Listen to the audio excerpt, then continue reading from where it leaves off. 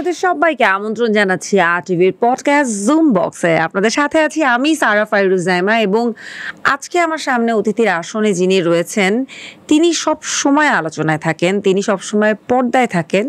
আর সেই পর্দাটা হচ্ছে সোশ্যাল মিডিয়ার পর্দা। আর সামহাও আলোচনাটা কেন যেন খুব ভাইরাল হয়ে আসে, মানে আলোচনায় থাকাটা ভাইরাল হয়ে আসে, সেটা পজিটিভ নেগেটিভ একটু তর্ক বিতর্কে থাকে। কেন আসলে এমনটাই হয়, কিন্তু তিনি কিন্তু উদ্যোক্তা। আজকে আমরা তার বিজনেস নিয়ে শুনবো, কিভাবে তার এই বিজনেসের জার্নি শুরু হলো, সব কিছু আদ্যোপান্ত যতটুকু পারি আমরা তার কাছ থেকে জানার চেষ্টা করব। তার নাম হচ্ছে রুবাইয়াত ফাতেমা তনি। কেমন আছেন? ভালো আছি আপু, আপনি কেমন আছেন? আমি খুব ভালো আছি। খুব সুন্দর লাগছে আপনাকে। থ্যাংক ইউ সো মাচ, আপনাকেও খুব সুন্দর লাগছে। Thank you. আমি একদম শুরু থেকে জানতে চাই, এই যে ঢাকা শহরে আপনি বিজনেস করে এখন এতগুলো শোরুমের মালিক, গুড থিং, কিন্তু ওই যে হয় না, বা যখনই আমাদের দেশে একটা মেয়েকে দেখা যায় এরকম, আপনাকে নিয়ে অনেক ধরনের কথা শোনা যায়। তো আজকে যদি একটু শুরু থেকে জানি যে বিজনেসের শুরুটা আসলে কোথা থেকে, এতগুলো শোরুম কিভাবে করলেন? আচ্ছা, পুরোটাই হচ্ছে মানে আমি একদম সেলফ মেড পারসন, সো আমার নিজের পরিশ্রমে করে করা, বাট স্টার্টে তো একদম মানে খুব ছোট্ট করে শুরু করা। বাট আমি এত কাজ করি, স্টিল আমি এখনো 18-20 ঘন্টা কাজ করি যখন প্রচুর কাজ থাকে। সো কাজ করে করে করা। আমার তো একটা মানে আমার ফার্স্ট বিয়ে হয়েছিল 2013 সালে ঢাকাতেই। আমি নিজে বিয়ে মানে নিজের পছন্দের কে বিয়ে করা। হ্যাঁ, সেটা কোথায় হয়েছিল? সেটা হয়েছিল কিশোরগঞ্জে। তখন কিশোরগঞ্জেই ছিলেন আপনি? না, আমি ঢাকায় ছিলাম। আচ্ছা। সো আমার বিয়ে, তারপর ডিভোর্স, আমার মানে অল্প বয়সে আমি মা হয়ে যাই। সো তারপরে ডিভোর্স, সো সবকিছু মিলিয়ে থাকে না যে আমার লাইফের ট্র্যাক একরকম ছিল। মানে আমার বাবার ইচ্ছা ছিল যে আমি বিসিএস ক্যাডার হবো, পড়াশোনা এরকম, বিয়ে শাদীর তো কোনো দেওয়ার কোনো ইচ্ছা ছিল না। সো যেটা হয় যে টিনেজার এই যে ছেলেমেয়েরা আমরা যে ভুলটা করে ফেলি, সো ওই তারপরে ডিভোর্সের পরে আসলে আমি তখন অনার্সে পড়ি, পড়াশোনা বাচ্চা আছে। একটু যেহেতু আজকে বলছিলাম শুরু থেকেই শুনবো, ওখানে কি একটু জানতে পারি যে নিজে তো পছন্দ করে প্রেম করেই বিয়ে করলেন, তাহলে টিকলো না কেন? আসলে টিকলো না কেন, এখন ধরেন এক একজনের ব্যাকগ্রাউন্ড এক এক রকম। আমরা আসলে যখন আমাদের বয়স কম থাকে, ইম্যাচিউর থাকি, আমরা আসলে আমি যে ব্যাকগ্রাউন্ড বিলং করি বা আমি যেভাবে বড় হয়েছি, আমি যদি ওরকম মানুষকে চুজ না করি বা ওরকম ফ্যামিলিতে আমি না যাই, তাহলে সেক্ষেত্রে অ্যাডজাস্ট করাটা মানে অনেক বেশি মুশকিল। আর যেহেতু আমার একটা বাচ্চা আছে, সো আমি ওই ফ্যামিলি সম্পর্কে একটা নেগেটিভ ওয়ার্ডও বলতে চাই না, কারণ আমার বাচ্চার মনে কোনো মানে দাগ পড়ুক সেটা আমি চাই না। অ্যান্ড এটাই জাস্ট অ্যাডজাস্ট করতে পারি নাই সামহাউ। এখন মানুষ কতদিন ছিলেন? এটা খুবই অল্প সময়, 1.5 বছরের মতো। আচ্ছা আচ্ছা। সো যাই হোক, তো আমার জার্নি স্টার্ট হয়। দেন আমি পড়াশোনা করি, সাথে আমার মামার থেকে ফার্স্ট আমি 15,000 টাকা নিই আমার মামার থেকে ধার নিয়ে, তারপর আমি অনলাইনে বিজনেস স্টার্ট করি। সো তখন আসলে এটা কোন সালে? 2015-এর দিকে। সো তখন আসলে ফেসবুক এত বেশি, মানে ফেসবুকে কেনাকাটা করা বা অনলাইনে কেনাকাটা করা এত জনপ্রিয় ছিল না। সো ওখান থেকে আমার মানে ধরেন ডেইলি 3-4টা মানে অর্ডার আসতো, লাইক সো ওইটা দিয়ে আসলে আমার ঠিক জীবন চলতো না। সো আমি সাথে আর অনেক কাজ করি। সো এইভাবে আসলে আমার 2019 পর্যন্ত যায়। অ্যান্ড এর মধ্যে আমি আমার 2018 আমি আবার সেকেন্ড ম্যারেজ করি। আমার বাচ্চা 2019 আমার ছেলে হয়। সো এর মধ্যে আমার ছেলে হওয়ার 1 মাস পরে আমার বাবা মারা যায়। সো তখন আবার আমার বাচ্চা ছোট, আমি কি কাজ করবো? এর মধ্যে কোভিড পুরো পৃথিবীতে ছড়ায় পড়ে। সো আমি 2020 জানুয়ারি থেকে আবার সে আমার পুরোনো বিজনেসটা যেটা অনলাইনে আমি করতাম সেটা। আমি এখানে আমার মনে হয় সবচেয়ে বেশি যেটা নিয়ে আলোচনা ছিল আপনার লেট হাজব্যান্ড, ওনাকে নিয়ে, বিকজ অফ আপনাদের এজ ডিফারেন্স 38 বছরের। হ্যাঁ, 38 ইয়ার্স। আমাকে একটু বলবেন, এটা কি আপনার নিজের পছন্দের ছিল নাকি পরে? আমার নিজের পছন্দে বিয়ে করা, বিকজ আমি যেহেতু কম বয়সে বিয়ে করেছিলাম এবং আমার যেহেতু একটা তিক্ত এক্সপিরিয়েন্স আছে, সো আমার কাছে মনে হতো আমি কোনো ইয়াং ছেলেকে বিয়ে করব না। কারণ মানে আমি যে মানে এমন একজনকে আমার লাইফে যে আমাকে অনেক বেশি কেয়ার করবে এন্ড ভালোবাসবে। কিভাবে পরিচয় হলো? সাধারণত তো হ্যাং আউট হয় নিজেদের এজে বা আরেকটু বেশি এজে হতে পারে। আমি একটা এয়ারলাইন্সের সাথে কাজ করতাম তখন 2017-এ। সো ওই এয়ারলাইন্সের সাথে কাজ করতে যেয়ে ওখানে জাস্ট অফিসে পরিচয় হয়। সো আমার হাজব্যান্ড আমার কার্ড নিয়ে যায়, দেন ও আমাকে পরে নক করে তো এইভাবে দেখা যায় যে মানে কাজের সুবাদে 2-1 বার দেখা হতে হতো। সো ও আমাকে জানায় যে ও আমাকে পছন্দ করে। সো জিনিসটা আসলে আমার জন্য তখন একটু যেহেতু মানে বিব্রত করে, আমার বয়স কম, ওর বয়স বেশি, ও আমাকে পছন্দ করে। এখন ও ভালো মানুষ সেটা আমি তখন জানি যে অসম্ভব রকমের ভালো মানুষ।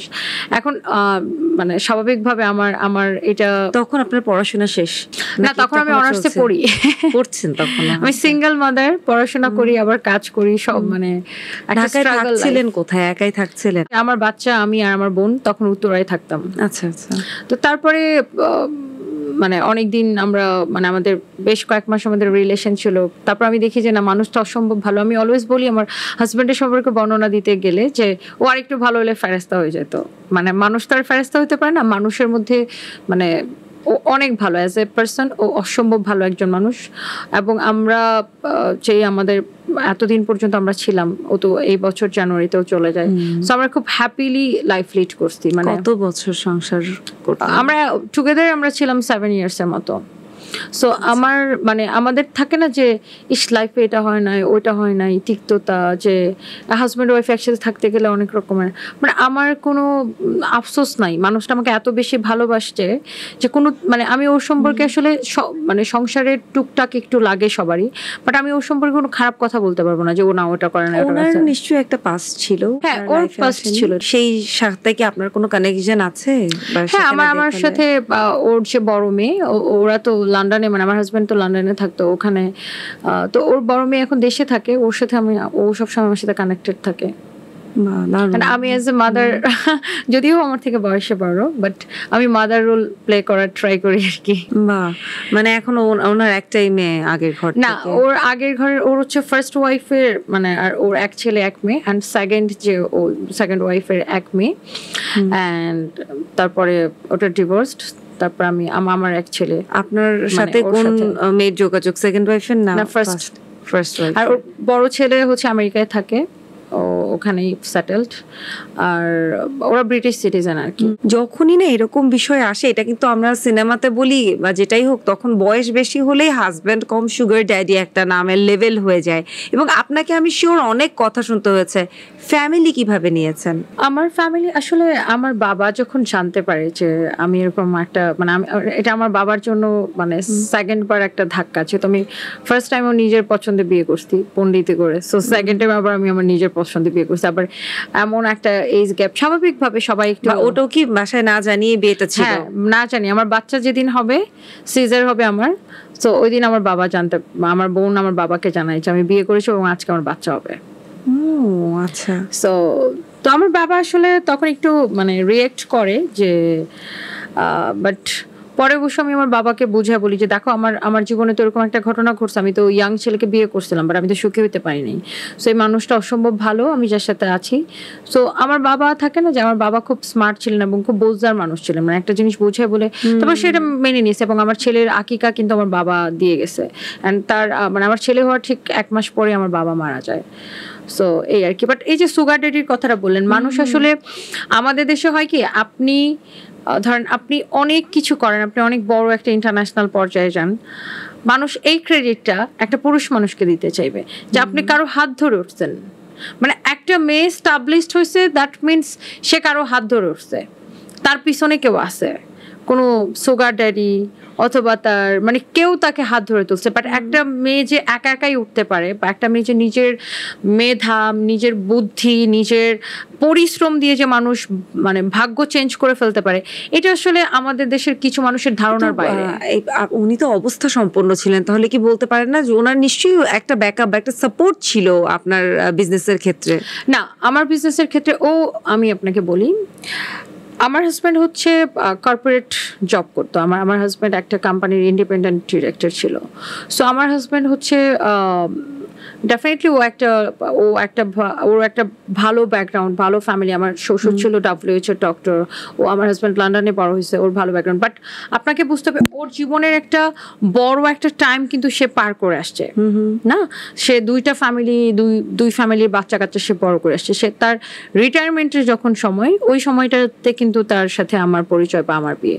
বাট মানুষ যেটা মনে করে যে না টাকা পয়সা, হ্যাঁ ও হয়তো আমাকে ব্যবসা বানিয়ে দিতেছে, আমি এখন বলতে পারি আমার বিজনেস এক্সপিরিয়েন্স থেকে আমি যদি একজনকে 1 কোটি টাকা দেই, ও যদি বিজনেস না বুঝে ওটা 2 দিনে শেষ করে ফেলবে। সো বিজনেস করার জন্য প্যাশন থাকতে হবে, তাই না? মানে আপনাকে এইটাকে মনের মধ্যে আপনাকে লালন পালন করতে হবে।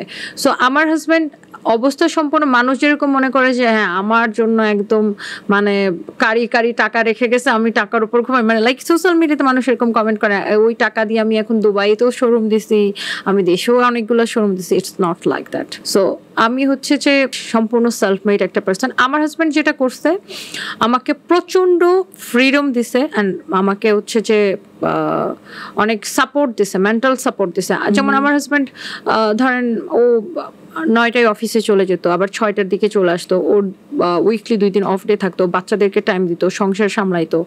সো আমার বোনও অনেক হেল্প করছে। সো আমার দেখা গেছে যে আমার সংসার সামলাইতে হতো না, আমি শুধু বিজনেসটাই ভালো করে সামলাইতাম। এখন আমাকে বিজনেস, বাচ্চা, সংসার সবকিছু আমাকে সামলাইতে হয়েছে। বাট আমার হাজব্যান্ড থাকাকালীন সময় আমার কখনো মানে ইভেন আমার ছেলে আমার বোনকেও মাম্মি ডাকে, আমাকেও মাম্মি ডাকে।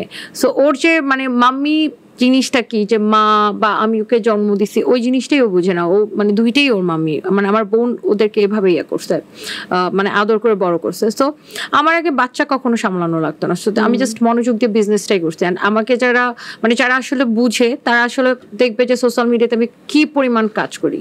আমি এভরিডে এমন হয় যে আমি 8টাও লাইভ করে ফেলি, হ্যাঁ, যখন আমার সিজন থাকে। সো সেই সাথে আপনি আবার কাজের মাঝে কিন্তু বেশ মজা নেন, মজার ভিডিও বানান, টিকটক করেন। না, আমি ভিডিও বানাই না, হয় কি আমি অনেক স্ট্রেট ফরওয়ার্ড কথা বলি। সো আমি লাইভে যখন কথা বলি, সো এখন একটা কি হচ্ছে যে আমার নামে এত শত ফেক পেজ, ফেক আইডি, তারা আমার লাইভ থেকে ভিডিওগুলো, ধর আমি যেই একটা ফানি রিপ্লাই দিছি বা এরকম একটা কমেন্ট করছি, অতটুকু কাট করে নিয়ে তারা হচ্ছে যে ওটাকে ভাইরাল করেন। তারা ওটার বিনিময়ে তারা কি ফেসবুক থেকে আর্ন করে। ইউটিউবে আমার কোনো চ্যানেলই নেই, বাট ইউটিউবে আমার নামে মানে ফেক চ্যানেলের অভাব নাই। অলসো টিকটকে, ইনস্টাগ্রামে, সব জায়গায়। অ্যান্ড আমি টিকটক করি না, মানে আমি টিকটক করি বলতে আমার ধরেন আমি শাড়িটা পরেছি, আমি শাড়িটার একটা ভিডিও বানায় আসবো, বাট তার মানে এই না যে আমি নাচ গান করবো। সো বা আমি জাস্ট আমার প্রমোশনের জন্য যেটা করা দরকার, আমি নিজের বিজনেসকে নিজের প্রোডাক্টকে নিজে হচ্ছে যে প্রমোট করি। সো এই মানে আমি নিজেই এটার হর্তাকর্তা, নিজে এটার প্রমোটার। বাহ, দারুণ। কিন্তু অনেকেই বলে যে আপনি হচ্ছে উদ্যোক্তাদের লিডার, আসলে কি? হ্যাঁ, আমাদের একটা অ্যাসোসিয়েশন ছিল যেটার আমি প্রেসিডেন্ট ছিলাম। অ্যান্ড আমার আসলে সবার দেখেন এত সাহসও থাকে না অনেক, বিশেষ করে আমাদের দেশে একটা মেয়ে যখন আপনি যে কোনো সেক্টরে, ধরেন আপনি মিডিয়াতে আছেন, আমরা যারা বিজনেস করছি, অনেকে পুলিশে চাকরি করছে, বিভিন্ন সরকারি চাকরি করছে, বিভিন্ন কাজ করছে, বাট কোনো একটা মেয়ের জন্যই আমাদের দেশে আসলে মানে স্টাবলিশড হওয়াটা এত মসৃণ না পথটা। বিভিন্ন রকমের বাধা, বিভিন্ন রকমের কথাবার্তা মানুষের থেকে শুনতে হয়। সো আমি খুব স্ট্রেট ফরওয়ার্ড আনসার দিয়ে দিই, বিকজ আমার কাছে মনে হয় আমি আমার জায়গায় দাঁড়িয়ে কাজ করছি এবং আমি জানি আমি সৎ পথে খুব পরিশ্রম করে কাজ করছি। সো আমার কাউকে ভয় পাওয়ার কিছু নাই। সো আমার লাইফে যদি কেউ ডিস্টার্ব করতে আসে, তো তাকে আমি ডেফিনেটলি কথা বলবো। অ্যান্ড আমি সব মেয়েদেরকে এটা বলি যে দেখো, তুমি যাই করো, মেয়েদেরকে মানুষ কথা শোনাবে, এটাই আমাদের দেশের কালচার হয়ে গেছে। তুমি একটা মেয়ে, এটাই তোমার সময়, মানে এটাই দোষ। এর মাঝে কিন্তু আপনার শোরুমে বন্ধ হয়ে গিয়েছিল একটা আইনগত ঝামেলা। হ্যাঁ, এবং আমি সেটা ফাইট করে আমি হচ্ছে যে খুলেছি। আসলে কি ছিল? আসলে দেখেন, বিজনেস করতে গেলে আপনাকে অনেক কিছু ফেস করতে হয়। আমরা অনেক কিছু অনেক সময় জানি না, বা অনেক সময় আমরা না বুঝে অনেক কিছু করি। বা যেমন একটা এটা হচ্ছে যে বিষয়টা ছিল, সেটা আইনসম্মত ছিল না, যেটার কারণে পরবর্তীতে আমি হাইকোর্টে রিট করে হাইকোর্টের অর্ডার অনুযায়ী আমার শোরুম খুলে দেওয়া হয়। সো ব্যাপারটা এমন ছিল, আসলে this is part of business. So এইরকম বিজনেস করতে গেলে আপনাকে অনেক কিছু ফেস করতে হবে। তো যেহেতু নিজে করে শিখেছেন, নিজে এক্ষেত্রে আপনার লাইফ পার্টনার কতটুকু আপনাকে সাপোর্ট করতো? মানে সে কি আপনাকে উপদেশ দিত বা বোঝানোর চেষ্টা করতো যে কোন দিকে গেলে কেমন হবে, ভালো হবে? বা ওনার সাথে আপনার আসলে বিজনেস নিয়ে আলোচনা ছিল কিনা? আর বিজনেস নিয়ে আমরা আসলে খুব একটা আলোচনা করতাম না, বিকজ আমার হাজব্যান্ড সবসময় বলতো যে আমি যদি মানে আমার বিজনেস নলেজ অনেক বেশি ভালো, বা আমি করতে পারবো। অ্যান্ড হ্যাঁ, তাও আমি মাঝে মাঝে ওকে এটা সেটা ওর থেকে পরামর্শ নেওয়ার ট্রাই করতাম। বাট ওর এই যে একটা সাপোর্ট সিস্টেম, আমার পুরো ফ্যামিলি আমাকে যে একটা মানে আমার পুরো ফ্যামিলিটা একটা আমার জন্য একটা সাপোর্ট সিস্টেম।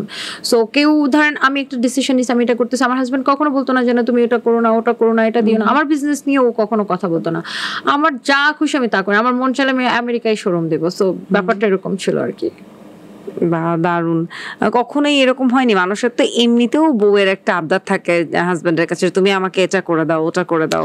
না, আমি অনেক আমার অনেক ইগো প্রবলেম আছে। ইভেন আমি জানতাম না আমার হাজবেন্ড কত টাকা স্যালারি পায়। যে যেভাবে বড় হয় বা যার নিজের গন্ডিটা যেরকম, যে যে সার্কেলে থাকে, হ্যাঁ, যার ক্লাসটা যেরকম, সে অন্যকে ওই ক্লাসের চিন্তা করে।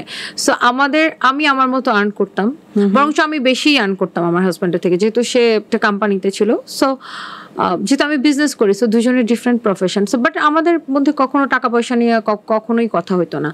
আমার হাজব্যান্ড অসুস্থ হওয়ার পরে আমি তার ব্যাংকের তথ্য জানি, বা যেহেতু তাকে অনেকদিন থাইল্যান্ডে বা বার্মনগার হসপিটাল আমি ট্রিটমেন্ট করে, তখন আমি তার ব্যাংকের ডিটেলস জানি।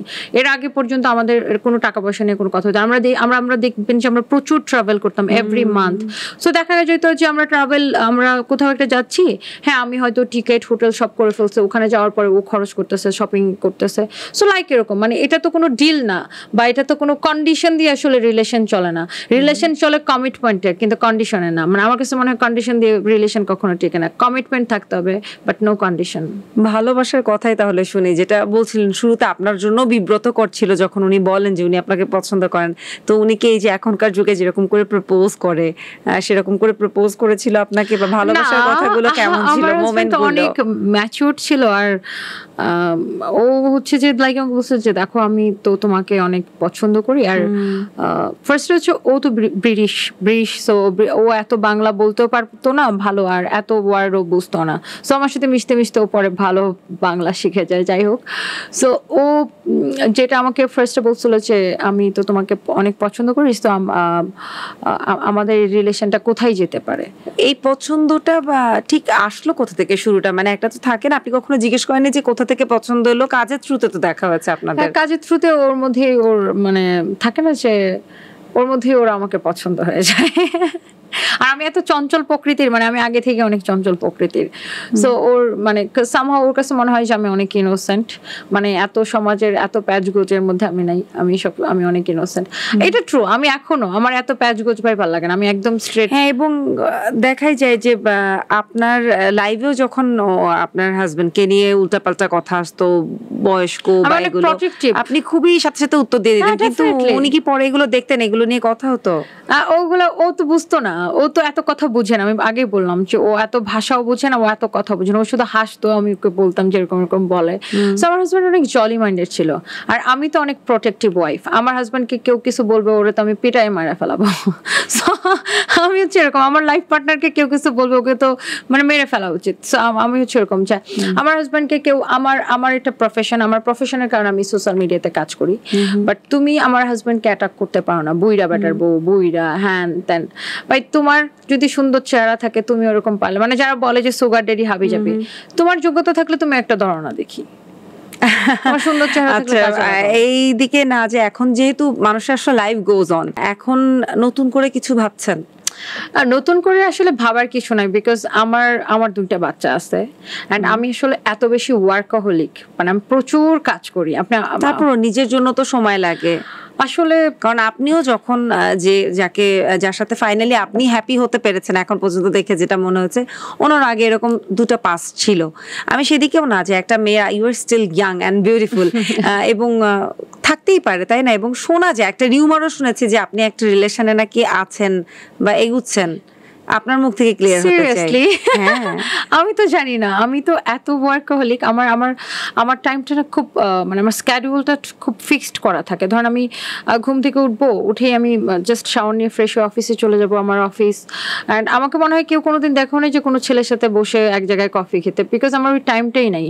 হ্যাঁ, অনেকে আমাকে নক করে এবং অনেকে কমেন্ট করে বিয়ের প্রস্তাব করে, অনেকে আমার এরকম সারপ্রাইজ গিফট পাঠায় আমার শোরুমে। সো এরকম অনেক কাহিনী হয়। সারপ্রাইজ গিফটটা কি উনি চলে যাওয়ার পর থেকে, না উনি বেঁচে থাকার সময়ও আসতো? বেঁচে থাকার সময়ও আসতো কম, বাট চলে যাওয়ার পর থেকে তো বেশি। বিয়ে করবা কবে, বিয়ে করো, তোমাকে বিয়ে করতে চাই, টেক্সট করে, এরকম লাইক অনেক।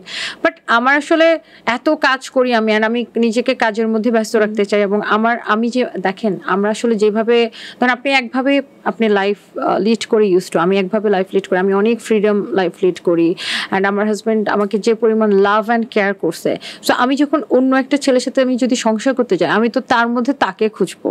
সো এরকম মানুষ আর পাওয়া যাবে না। সো এইটা আমার, এই জন্য আমার সাথে মানে আমার সাথে কেউ সংসারও করতে পারবে না। আর মানে এটা মানে কি বলতে চাচ্ছেন, আমি করতেও চাই বিয়ে না। করবেন না? না, আমি করতেও চাই না। আমি আমার 2টা বাচ্চাকে আমার হাজবেন্ডের মতো এরকম ভালো মানুষ হিসেবে মানে মানুষ করতে চাই। এন্ড আসলে ওগুলা নিয়ে আসলে এখনো অনেকটা সময় পড়ে আছে, এই ইতিমধ্যে ডিসিশন নিয়ে ফেলেছেন? হ্যাঁ, বিকজ আমার মানে আমি আসলে কাজ করতে চাই। আমি এখন, আপনি দেখেছেন কিনা জানি না, আমরা রিসেন্টলি দুবাইতে আমাদের আউটলেট ওপেন করছি। এন্ড আমরা অ্যাপস লঞ্চ করতেছি দুবাইতে। এই মাসে আমরা অ্যাপস লঞ্চ করব। সো আমি আরো 4টা কান্ট্রিতে করব। আমার লাইক ইউরোপ, আমেরিকা বেস্ট হচ্ছে যে কাজ করার খুব ইচ্ছা আছে। সো আসলে আমি এত কাজ করি, কেউ আমার সাথে থাকতেই চাইবে না, বউকে তো পাই না। এত কিছুর মাঝেও ইনফ্লুয়েন্সার, সোশ্যাল মিডিয়া ইনফ্লুয়েন্সার, আমি একদম পার্টিকুলার যদি নাম ধরেও নাও বলি তাও মানুষ বুঝবে, এই যে দুটো নামের একটা দ্বন্দ্ব, এই দ্বন্দ্বটা কি আসলে অনলাইনে শুরু নাকি সামনাসামনি কখনো শুরু হয়েছে? না, আমি সামনে দেখেন, আমি কখনো কারো লাইভ দেখি না, একদম ট্রুলি স্পিকিং, নট ইভেন আমার কম্পিটিটরদের। আমি কারো লাইভ দেখি না বা কারো পেজে কে কি করতেছে আমার দেখার সময় না। আমি অলওয়েজ নিজেকে অনেক বেশি ভালোবাসি, নিজের কাজে অনেক বেশি ফোকাসড। পুরোপুরি দেখেন না বললে ভুল হবে, কারণ আপনি কিন্তু বারিশ চৌধুরীর অনেক লাইভ নকল করে করে দেখিয়েছেন। আমি যেটা আপনাকে বলছিলাম, এই যে জিম করাটা একদিনের দ্বন্দ্ব না। দেখেন, এটা হয়েছে কি যে আমার সাথে ইনি একটা টক শোতে গিয়েছিল। সো আমি উদ্যোক্তাদের প্রতিনিধি হিসেবে গেছি। সো আমি টক শোতে, দেখেন আমি খুব ভালো কথা বলতে পারি, এটা সবাই বলে। সো আমি টক শোতে আমি আমার পয়েন্ট থেকে, আমি উদ্যোক্তাদের প্রতিনিধি হিসেবে আমি আমার পয়েন্ট থেকে কথা বলেছি। ইনি হচ্ছে যে ব্র্যান্ড প্রমোটারদের বা লাইভ প্রেজেন্টারদের প্রতিনিধি হিসেবে গিয়েছে। সো দেখেন, ইনফ্লুয়েন্সার, ব্র্যান্ড প্রমোটার আর লাইভ প্রেজেন্টার, এটার পার্থক্যটাই এরা জানে না। আপনিও একজন ইনফ্লুয়েন্সার, আপনি ইনফ্লুয়েন্স করতে পারেন বাংলাদেশের হাজার হাজার মেয়েকে, যে আপনি নিজের একটা জায়গা তৈরি করেছেন, আপনি ক্যামেরার সামনে এত সুন্দর কাজ করেন, আপনি ইন্সপায়ার করতে পারেন মেয়েদেরকে।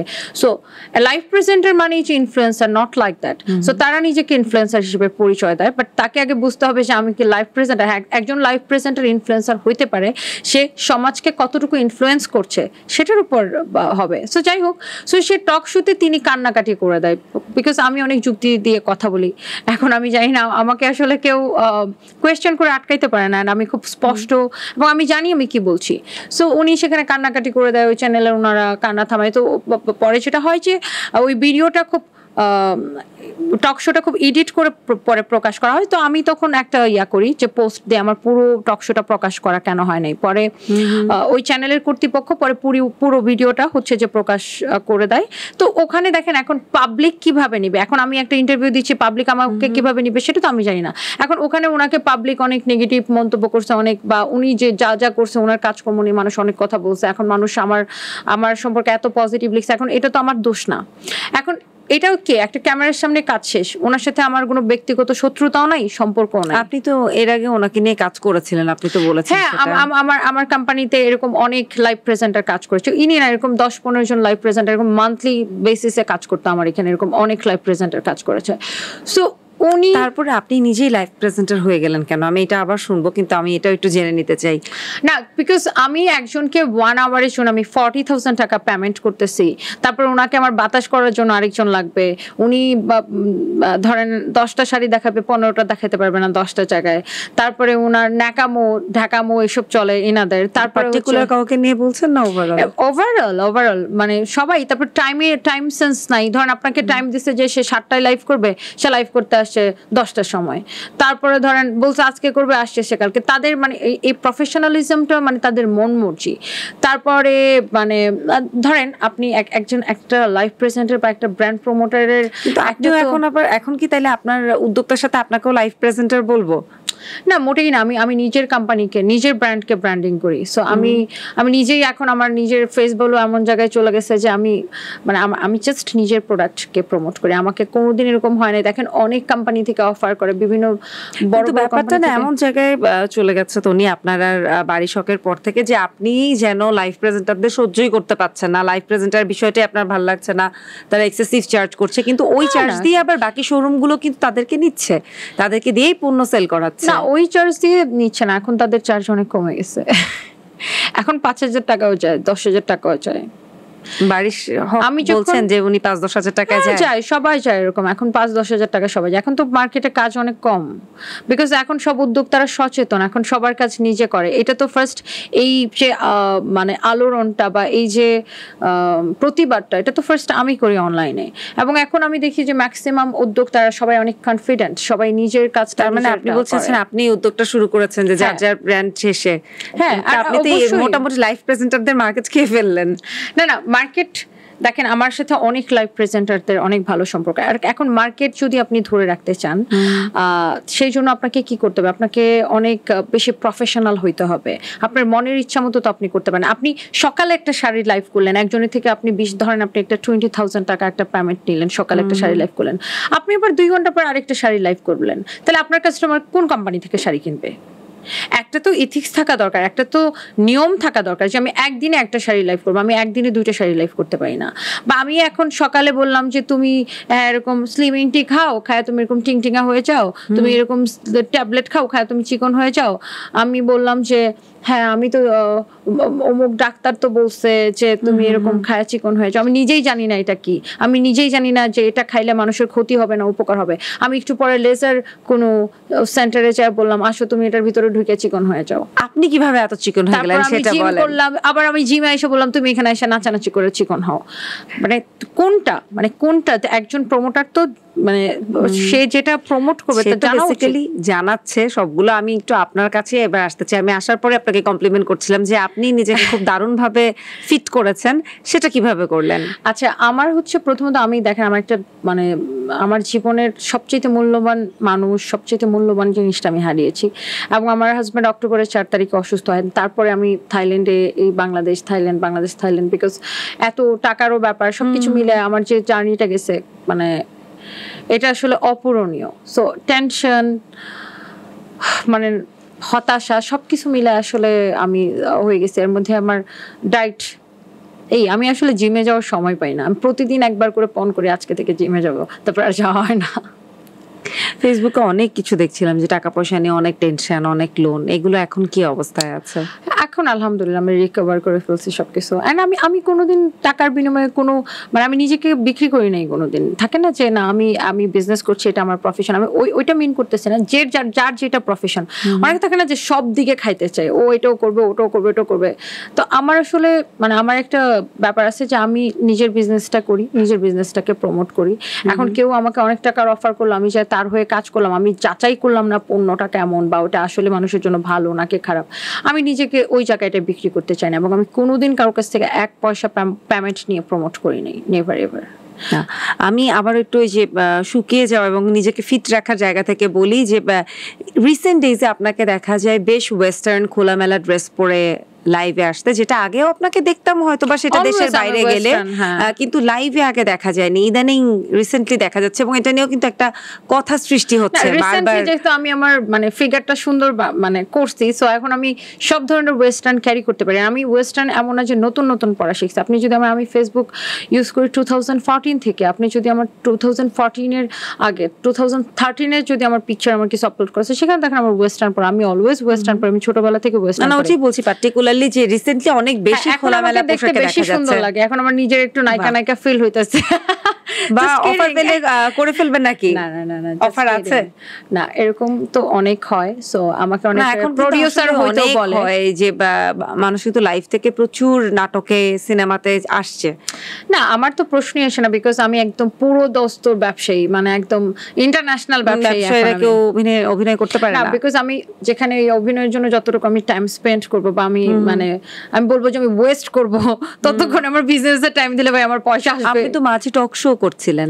আমি মাঝখানে টক শো না, আমি একটা ওই যে থাকে না স্পেশাল 4টা বা 7টা এপিসোডের একটা প্রোগ্রাম, ওটা একটা স্টার গল্পের জন্য করা। অ্যান্ড আসলে ওনার সাথে আমার এত ভালো রিলেশন, সো জাস্ট করা মানে শখে আর কি তখন করা। আর আসলে আমার টাইম হয় না, আমি বিজনেস নিয়ে এত বিজি থাকি যে অনেকে এখন আমাকে অফার করে যে প্রডিউসার হওয়ার জন্য। সো লেটস সি যদি ওরকম কখনো কোনো মানে মুভির খুব পছন্দ হয়, প্রডিউসার হওয়া যায়। বাট তখন কি সেই মুভিতে আপনাকে দেখা যাবে? না নায়িকা তো কোয়েশ্চেনই আসে না, মানে আমি ক্যামেরার সামনে প্রশ্নই আসে না। বাট হ্যাঁ, মানে অ্যাজ এ ইনভেস্টর আমি ইনভেস্ট করতে পারি, প্রডিউসার হিসেবে কাজ করতে পারি, সব জায়গায় বিজনেস করা যায়, বাট ক্যামেরার সামনে কাজ করতে চাই না। আপনি এত চমৎকার করে কথা বলছেন তনি, এর আগেও আপনার সাথে আমার দু একবার দেখা হয়েছে এবং সবসময় আপনি খুবই আন্তরিক, খুবই হাসি খুশি। আমার আপনাকে খুবই পছন্দ। Thank you. কিন্তু আমি খুব অবাক হয়ে যাই যখন লাইভে আপনি খুবই অকথ্য ভাষা মাঝে মধ্যে ব্যবহার করে ফেলেন, একেবারেই রাগ ঢাক ছাড়া, যা মুখে আসে গালি বা কিছু নোংরা ওয়ার্ডস ইউজ করে ফেলেন।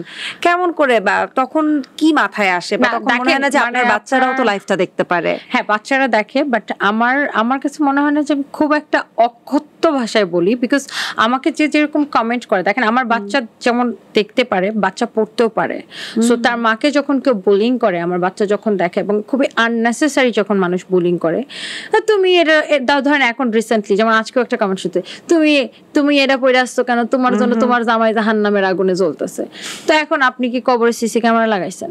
আননেসেসারি কিছু আপনার কোয়েশ্চেন থাকে, মানে ভেরি পার্সোনাল, পার্সোনালি অ্যাটাক করে বসে। ধরেন আপনি কি পড়বেন, আপনি কি খাবেন, কোথায় ঘুরতে যাবেন, আপনি কাকে বিয়ে করবেন, এটা একান্তই আপনার ব্যক্তিগত, এটা আপনার ক্যামেরা লাইফ না। সো এখন যদি কেউ আপনাকে ব্যক্তিগতভাবে অ্যাটাক করে কথা বলে, আমি আবার এসব হজম করতে পারি না। আমি আপনাকে এই যে আমি একটা কথা বলছি যে আমার মধ্যে এত প্যাচগোছ রাগ ঢাক নাই। সো আমি, অনেকে আমাকে বলে তুমি ইগনোর করতে পারো, ভাই কত ইগনোর করবো আমি। ফার্স্টের দিকে আমি যখন এই ক্যামেরার সামনে কাজ করা শুরু করি, সবার একটা নেগেটিভ ধারণা ছিল যে আমি সুগার ড্যাডি বিয়ে করছি, অনেক টাকা দেখে বিয়ে করছি, বাট মানুষ যখন দেখছে, ধরুন ফার্স্টের দিকে 80% মানুষ আমার সম্পর্কে নেগেটিভ ধারণা ছিল, বাট মানুষ যখন দেখছে যে আমি এটা ক্যামেরার সামনে এত কাজ করে, এত ওয়ার্কহলিক, এত কাজ করতে করতে আমি তো শোরুমে একদিনে এতগুলা দিয়ে দিই, স্টেপ বাই স্টেপ, একটার পর একটা হয়েছে। সো এখন ধরেন 99.9% মানুষই আমার প্রতি পজিটিভ বা আমাকে ভালোবাসে, পছন্দ করে, রেসপেক্ট দেয়। এখন কিছু মানুষ তো থাকবে যারা নেগেটিভ কমেন্ট করে, বাট আমি যখন জিনিসটা দেখি চোখে, অ্যান্ড আমি সেলফ মেড পারসন, আমি কারো হাত ধরে এখানে আসি নাই, আমাকে কেন হজম করতে হবে? আমি সোশ্যাল মিডিয়াতে কাজ করে দেখি, আমি ক্যামেরার সামনে কাজ করে দেখি, এটা আমার প্রফেশন, আমাকে কেন হজম করতে হবে? তোমার যদি আমাকে ভালো না লাগে, তুমি আমাকে ইগনোর করতে পারো, আমাকে ব্লক করে দিতে পারো, আমাকে আনফলো করতে পারো, তুমি আমার প্ল্যাটফর্মে এসে আমাকে বোলিং করে যাবা, আর আমি তোমাকে ছেড়ে দেবো, সরি আমি এটা পারি না। আমি অনেক, মানে আমার এই জায়গাটায় আমার অনেক মানে রাগ বা আমার ইগো সমস্যা আছে, আমি এগুলো নিতে পারি না। আজাইরা মানুষের কমেন্ট সামনাসামনিও যদি কেউ কমেন্ট করে তখন কি এরকম হয়েছে? কেউ করে না, সবাই আমাকে ভয় পায়। এরকম হয়েছে যে আপনি কাউকে ধরে মার দিয়েছেন? কেউ আমাকে করে না, সামনাসামনি সবাই আপু তোমাকে অনেক ভালোবাসি, প্লিজ একটা ছবি উঠাই। আর যে ভালোবাসাগুলোর কথা বলছিলেন যে বিয়ের প্রস্তাব আসে, গিফট আসে দামি দামি, সেগুলো কি করেন? গিফটগুলো রেখে দেওয়া হয়? কি গিফট আসে? আমি ওগুলো ওভাবে রেখে দিয়েছি। তো আমি আমার স্টাফকে উল্টা বকা দিয়েছি যে এখন কোনো গিফট রিসিভ করবে না। যেমন রিসেন্টলি একটা খুব মজার ঘটনা, আমি দুবাই চলে গেছি ঈদের ছুটিতে আমার ছেলেকে নিয়ে। তো আমি এসে দেখি যে আমার একটা আউটলেটে একটা খুব বড় বড় 2টা কার্টুন, তারপরে ফ্লাওয়ার বুকে, এগুলো নাকি ঈদের আগের দিন কে যেন পাঠাইছে। তো আমার হচ্ছে যে আমার অফিসে যে মানে যে ক্লিন করে আর কি, ও হচ্ছে যে হেল্পিং হ্যান্ড, ও হচ্ছে ওই ফ্লাওয়ার বুকেটা ফেলে দিছে। ওখানে মনে একটা লেটার কিছু একটা ছিল, আমি আই ডোন্ট নো। তো আমি দেখি যে ওইটা আনপ্যাকিং করে আমার জন্য অনেক পিআর আসে, অনেক আপুরা ভালোবেসে পাঠায়, তো আমি ভাবছি ওরকম কিছু একটা। আমি ওটা আনপ্যাকিং করতে চাই, দেখি যে ওখানে মধ্যে একটা আমার শোরুম থেকে কেনা 24,500 টাকা দামের এক শাড়ি, তারপরে হচ্ছে যে আরো 2টা 3 পিস, অনেক রকমের জুয়েলারি, সে নাকফুল একটা গোল্ডের, তারপরে আমার ছেলের জন্য জুতা, আমার জন্য জুতা, মানে দুনিয়ার কিছু চকলেট মকলেট কিনে কে যেন একটা সারপ্রাইজ গিফট করেছে, ব্যাগ। সো আমি বুঝছি যে এগুলো দেখে বুঝছি যে এটা কোনো ছেলের কাজ। সো আমি এগুলো ওভাবেই রেখে দিছি, যে কারণ আমি নাম পরিচয়হীন একজনের গিফট আমি কেন রিসিভ করবো? বিকজ আমি তো নিডি না, আমি তো নিডি না। আমি সবকিছু আমার নিজের জীবন আমি নিজে চালাই নিতে পারি, এবং আমার কোম্পানিতে শত শত মানুষ কাজ করে, আমি তার সবার গার্ডিয়ান। সো আমার তো এই ধরনের, আমি তো কোনো নিডি মেয়ে না। ছেলের কথা বলছেন বারবার, মেয়ের কথা আসছে না কেন? না ছেলেটা হয় কি, ও তো ছোট একদম 5 বছর, ও একটু এখন ওর ফাদারের সাথে খুব বেশি লেগে থাকে না যে মানে একদম বাপকা বাটা ওরকম। সো মানে ওর ড্যাড চলে যাওয়ার পরে ও এখন একটু মা ঘেঁষা হয়ে গেছে, সারাক্ষণ মা। মেয়েটার বয়স আর মেয়েটা 11 হবে এই মেয়েতে। মেয়েটা একটু বুঝে, একটু ম্যাচিউরড, ও আমার মতো অনেকটা ম্যাচিউরড। সো এই একটা জিনিস নিয়ে, এটাও সোশ্যাল মিডিয়াতে আমি একদমই কমেন্ট থেকে বলছি, আমি মোটেই বাচ্চাদের নিয়ে কথা বলতে চাই না, বাট একদম কমেন্ট থেকে বলছি যে মাঝে এরকম ছিল যে আপনি খুব সুন্দর ফিটফাট থাকেন, মেয়েটাকে ভালো মতো রেডি করাচ্ছেন না, মেয়ের জামাগুলোর দিকে যেন আপনি টেক কেয়ার করছেন না। আচ্ছা, সোশ্যাল মিডিয়ার মানুষজন কি চায়? যে একটা মেয়ে মেকআপ করে আসবে, আমি সবসময় বলি আমার বাচ্চাকে দিয়ে আমি ইনকাম করে খাবো ওরকম মা আমি না, এর থেকে মরে যাওয়া অনেক ভালো। আমার বাচ্চার ইনকাম আমি কেন খাবো? মানে আমি কখনো চাই না আমার বাচ্চা ওই সোশ্যাল মিডিয়াতে এসে নাচ গান নাচানাচি মেকআপ নিয়ে কথাই। আমার একটা ছোট্ট বাচ্চা, ও চুল এলোমেলো থাকবে, আমারও ছোটবেলায় চুল এলোমেলো থাকতো, আর ওর চুল অনেক বড় তো আর কার্লি হেয়ার, ওর চুল এলোমেলো থাকবে, ও শর্ট প্যান্ট পরবে, ও টি শার্ট পরবে, এটাই বাচ্চা, ও বাচ্চামি করবে, এটাই বাচ্চা। আমার বাচ্চা তো ওই লেহেঙ্গা পরে এসে নাচবে না, আমার বাচ্চা তো এসে মেকআপ করবে না। আমি আমার বাচ্চাকে বাচ্চার মতো রাখতে চাই। বাচ্চা এলোমেলো থাকবে, বাচ্চা কেন, ও সাজগুজ করার বহুত সময় আছে, ও যখন বড় হবে নিজেরটা নিজে বুঝে নিবে। আর আমার মেয়েটা একটু মানে ধরেন অনেক সময় বাসায় ক্যামেরা, আমি যদিও বাসায় এখন লাইভ করি না, আগে অনেক সময় বিভিন্ন কারণে বাসায় লাইভ করা হলে বাচ্চারা ক্যামেরার সামনে চলে আসতো। তো বাসায় বাচ্চা কি, বাসায় বাসার মতো থাকবে, বাসার মতো থাকে, ও নর্মাল থাকে। সো এখন আমি মেকআপ করে আসছি, এটা আমার প্রফেশন, আমি প্রোডাক্ট দেখাবার জন্য মেকআপ করে আসছি, আমার বাচ্চাকে মেকআপ করে আসবে। আর আমি ওরকম মানা যে আমার বাচ্চারা নাচায় আমি মানে আমার বাচ্চাকে ভিউ কামাবো, আমার বাচ্চাকে আমি লন্ডনে শিফট করে দেবো প্রয়োজনে। আমার প্রশ্নই আসে না যে আমি বাচ্চা দিয়ে ব্যবসা করি। আপনি কি তাহলে বৈবাহিক সূত্রে লন্ডনের সাথে একটা কানেকশন পেয়েছেন? না, আমার ছেলে ব্রিটিশ সিটিজেন। আমি আসলে লন্ডনের পাসপোর্টের অ্যাপ্লাই করি নাই, বিকজ আমার বাংলাদেশের পাসপোর্টে আমি এত ভিসা পাই, আমি সব দেশের ভিসা পাই, সো আমার দরকার পড়ে না। আর আমি তো আসলে আমার বিদেশে যে থাকার, আমার বাচ্চারা চলে যাবে, বাচ্চারা পড়াশোনার জন্য ডেফিনেটলি আমার বাচ্চারা চলে যাবে, আমার ভাইও চলে যাবে এই বছর হয়তো। সো এরকম, সো আমার আসলে আমি তো এই দেশে যেহেতু বিজনেস করি, আর আমি দেশকে অনেক বেশি ভালোবাসি। আমি বিদেশে ধরেন 10-12 দিন হলে আমার খুব হাঁসফাঁস লেগে যায়, কখন দেশে যাব। বাট বাচ্চাদের ফিউচারের জন্য আমি চাই না আমার বাচ্চা, মানে মোট কথা আমার বাচ্চা এখন আজকাল যেটা চলে যে খাওয়ার ব্লগ, মানে আজকাল সবকিছুতেই কাপল ব্লগার, ডান্স ব্লগার, খাওয়ার ব্লগার, শুয়ার blogger, I don't want that. আমি আমার বাচ্চাকে এটা দেখতে চাই না। আমি চাই আমার বাচ্চা উদ্যোক্তার পরিচয়ই থাকতে চান। আমরা একদম শেষ দিকে শেষ করার আগে আমি একটু লম্বা করতে পারলে ভালো লাগতো, বাট সময় স্বল্পতা। শেষের আগে যেটা জানতে চাই যে ঈদ সামনে আসছে, ঈদকে ঘিরে আপনি কালেকশন কি রাখছেন এবার?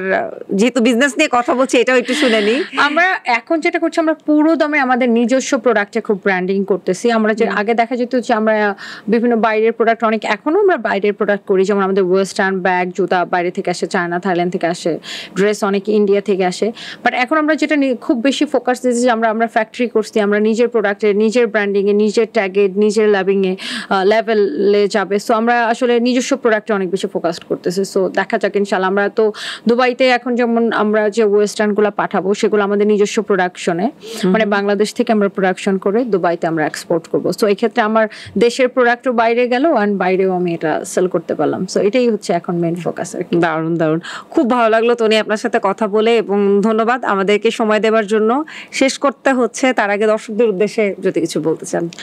দর্শকদের উদ্দেশ্যে যে আপনারা সবসময় আমাকে অনেক বেশি ভালোবাসেন, এবং এই ভালোবাসা চলতে থাক জনম যতদিন বেঁচে আছি। অ্যান্ড আপনাদেরকে অনেক ধন্যবাদ, সবসময় আমাকে দেখবেন। অ্যান্ড RTVকে অনেক ধন্যবাদ, অ্যান্ড আপুকে অনেক বেশি ধন্যবাদ যে আমাকে এখানে বলার জন্য। Thank you once again, thank you so much. এবং দর্শক, এই সাথে আজকের মতো বিদায় নিতে হচ্ছে RTVর পডকাস্ট জুম বক্স থেকে। আগামী পর্বে আবারও নতুন কোনো অতিথি, গল্প, আড্ডা কিংবা গসিপ নিয়ে হাজির হয়ে যাব। Stay tuned.